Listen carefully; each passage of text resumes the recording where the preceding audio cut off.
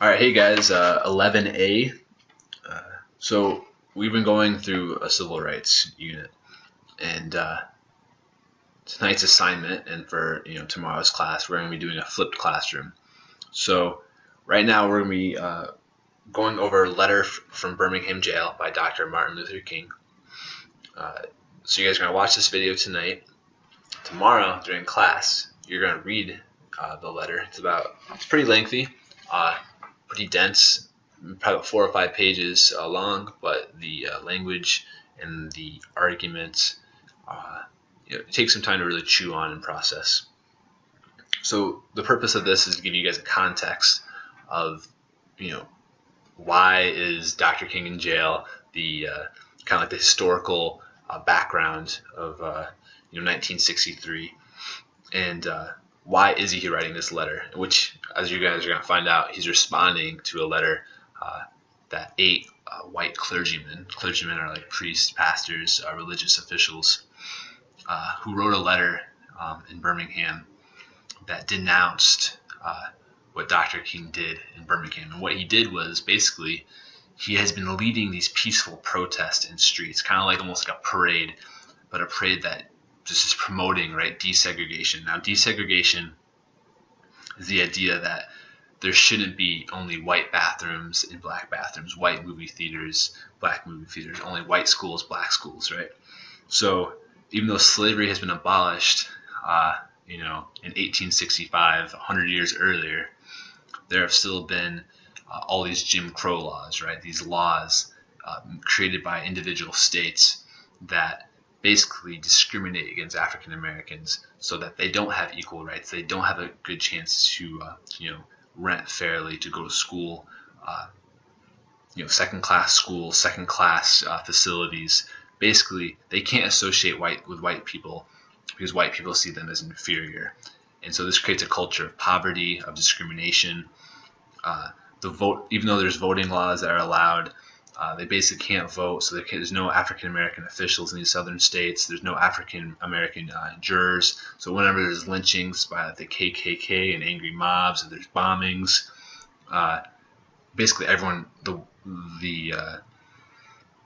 those who are doing these things are just getting away with it. So Dr. King is really trying to get the ball rolling with this peaceful protest, and he thinks the best way to do this is through aggressive action, but not militant action, right? So there's a difference between taking action in the streets, getting your voice heard, making almost like a ruckus, right? But without actually causing from your own, hands, assault, right? So just to give you guys a context now, this is actually a video clip of the governor of Alabama. And this just kind of shows you, this was only 60 years ago, the crazy culture that was going on.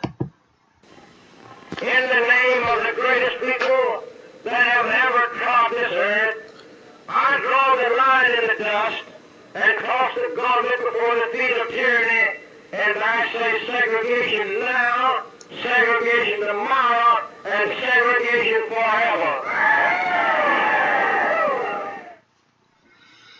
So the governor is saying, I still want, the white people are the greatest. Segregation should last forever.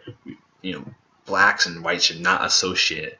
It's absolutely amazing that, that's how they feel about other humans just because of skin color. All right, so the next clip I want to show you is, this is shortly after Dr. King's parade that he did.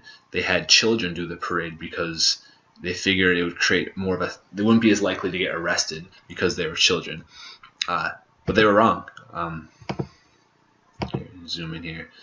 The children got hosed. They got beaten with batons. There was mustard gas. Not mustard gas, I'm sorry. Pepper spray and all that kind of stuff. And here's a video showing what these actually were committed against the children by the police. Called out his forces. Firemen turned off high-pressure hoses. When the water hit people, they were thrown on the ground and rolled fled screaming down the street. Police dogs bit 3 teenagers so badly they had to be taken to the hospital.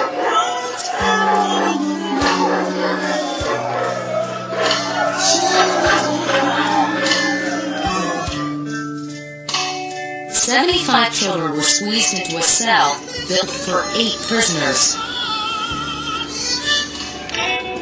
Television cameras captured what was happening to Birmingham's children.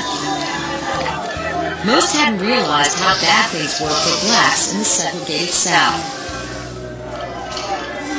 But now, they saw it for themselves.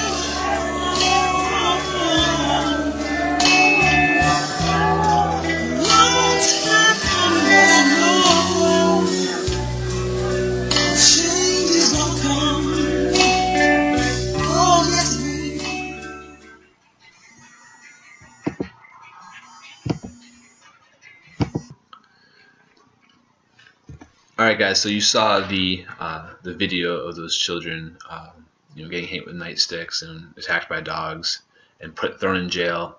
And just like Dr. King and these children and several, thousands of African Americans, this was all because they were, marching down a street for their, basic human rights. So we recently, all of us, we went to D.C. to see the museum, one of the Smithsonian museums, and you guys saw that this was one of the exhibits here, and it's pretty cool, right? That it was actually a part of Dr. King's original jail cell where he had to stay there for, I think it was 7 or 8 days for not having a permit to lead a parade. And during that time, that's when he wrote his really famous and awesome letter. Just another example of just the craziness and the terrible crimes that were committed. This is the funeral service of a Birmingham. There was a bombing at a Birmingham Baptist church that killed 4 black teenage girls. And it's just pretty amazing. And no one actually got convicted until about 20 years later because, the blacks, there was a corrupt legal system where blacks really didn't have a say or have any rights. So this, again, just to show you guys the context that Dr. King and the African American community were up against. Just another picture of the dogs, biting a protester, and children getting hosed by the firemen.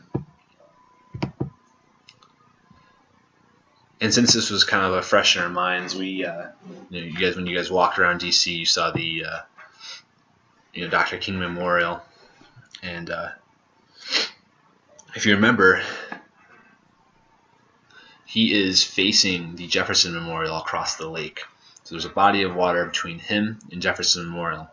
And as the tour guide was saying, the way he's holding his arms together in this kind of grimace, stern look, there's a sense that he is looking at the Jefferson Memorial and saying, hey, yeah, the Declaration of Independence was great. The idea that, pursuit of happiness and all men are created equal. But, hey, slavery occurred for another, 75 years. And now, in 1962, 175 years later, there's still terrible treatment of African Americans where they are basically third-class citizens and killed, abused, and just spat upon. So that stern look is kind of representative of Dr. King's mindset. When I first saw it, I kind of didn't like it because I thought it didn't need to be looking that aggressive. At the time, I look at it now, I don't even think it's aggressive at all. But for some reason in my mind, I thought it was a little bit almost like too political, right? Too much of a jab at Jefferson instead of just celebrating what Jefferson did at the time.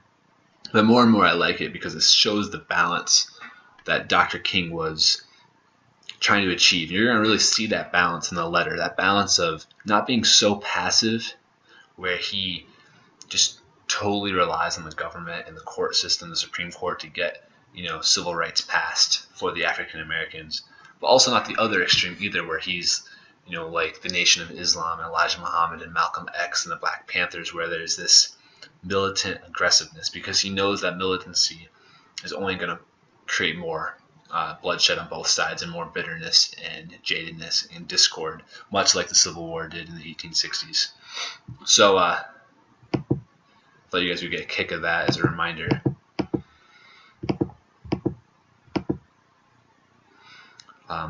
So a year later, after this letter was written, the Civil Rights Act would get passed, even though it wouldn't get really implemented by the southern states, and there still was a lot of segregation. But we'll get that later this week.